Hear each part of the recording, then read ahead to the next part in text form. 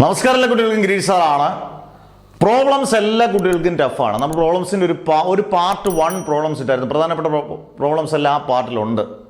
അതല്ലാതെ നിങ്ങൾ ഉറപ്പായിട്ട് നോക്കിക്കൊണ്ട് പോകേണ്ട, പരീക്ഷയ്ക്ക് ഏറ്റവും കൂടുതൽ വട്ടം ആവർത്തിച്ച് ചോദിച്ചേക്കുന്ന പ്രോബ്ലംസ്, പ്രധാനപ്പെട്ട പ്രോബ്ലംസ്, ഈ ഇക്വേഷൻസ് മാത്രം നിങ്ങൾ സബ്സ്റ്റിറ്റ്യൂട്ട് ചെയ്താൽ മാത്രം മതി. ഇതുകൊണ്ട് ചെയ്ത് കളയാൻ നിങ്ങൾക്ക് സമയമില്ല, ചെയ്തു പോകാൻ നിങ്ങൾക്ക് സമയമില്ല. നിങ്ങൾക്കിത് പെട്ടെന്ന് അങ്ങ് മനസ്സിലാവും. ആ രീതി ഞാനിപ്പം പറഞ്ഞുതരാം. മിസ്സാക്കരുത്, മാക്സിമം ഷെയർ ചെയ്യുക. സമയം ഇപ്പോഴും ഉണ്ട് നിങ്ങൾക്ക് പഠിക്കാൻ. 5 പ്രധാനപ്പെട്ട പ്രോബ്ലംസ്, അതിനകത്ത് 1 or 2 അഡീഷണൽ കൊടുത്താൽ പോലും കുഴപ്പമില്ല. കപ്പാസിറ്റേഴ്സ് ഇൻ സീരീസും പാരലും ഏതാ? 1/c = 1/c1 + 1/c2 + 1/c3. അങ്ങനെ എത്ര കപ്പാസിറ്റേഴ്സ് ഉണ്ടോ അതുപോലെ. c = c1 + c2 + c3. അത് സീരീസിൻ്റെ പാരലൽ ഇക്വേഷൻ. പാരപ്ലേറ്റ് കപ്പാസിറ്ററിൻ്റെ ഇക്വേഷൻ c = ε0 a/d.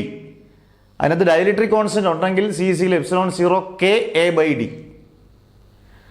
2 ക്വസ്റ്റ്യൻ ആയല്ലോ.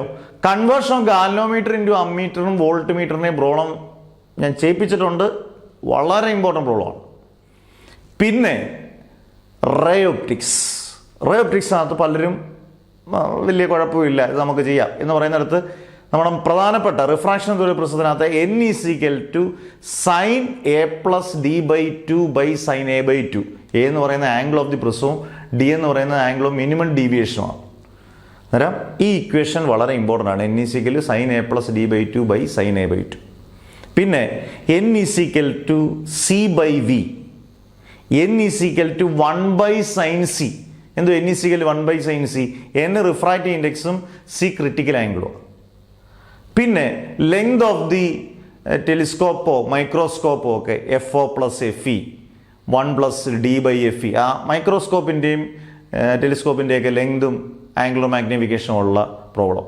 പിന്നെ ഒരെണ്ണോടെ ഇതിൻ്റെ എസ്സേ പഠിക്കേണ്ട, ഈ 2 ടോപ്പിക്ക് അതിൻ്റെ എസ്സേ പഠിക്കേണ്ട, ഡെറിവേഷൻ ഒന്നും വേണ്ട, 2 എണ്ണത്തിന് പ്രോബ്ലം ആണ്. ഒന്ന് energy stored in A capacitor, U = ½ CV². C capacitance ആണ്, V പൊട്ടൻഷ്യൽ, ഈ വോൾട്ടേജ് ആണ്. പിന്നെ എക്സ്പ്രഷൻ ഫോർ ബാൻഡ്വിഡ്ത്തിനുള്ള ഇക്വേഷൻ β = dλ/d. നിങ്ങൾക്കൊരു 2-3 മിനിറ്റ് ചിലവായിട്ടുള്ളൂ. ഇതൊന്നുകൂടെ കേട്ട് നോക്കിയാൽ നിങ്ങൾ 3 മിനിറ്റ് നഷ്ടമാകുന്നുള്ളൂ. കിട്ടിയാൽ ലോട്ടറിയാണ്. പഠിച്ചുകൊണ്ട് പോകണം. ഈ ഇക്വേഷൻസ് എല്ലാം നോക്കിക്കൊണ്ട് പോകണം.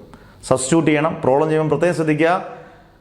Full mark. നിങ്ങൾ പ്രോബ്ലം ചെയ്യുമ്പോൾ അങ്ങ് പ്രോബ്ലം കണ്ടാങ്ങ് ഞങ്ങൾക്ക് ഇത് ചെയ്യാൻ പറ്റത്തില്ലെന്നല്ല. നിങ്ങൾ വാല്യൂസ് എടുത്തെഴുതുക, ഇക്വേഷൻ എഴുതുക, സബ്സ്റ്റിറ്റ്യൂട്ട് ചെയ്യുക. തെറ്റിയാൽ പോലും നിങ്ങൾക്ക് 90% മാർക്കും സ്കോർ ചെയ്യാം. നല്ല മാർക്ക് കിട്ടട്ടെ എന്ന് പ്രാർത്ഥിച്ചുകൊണ്ട് നിർത്തുന്നു. Never ever give up.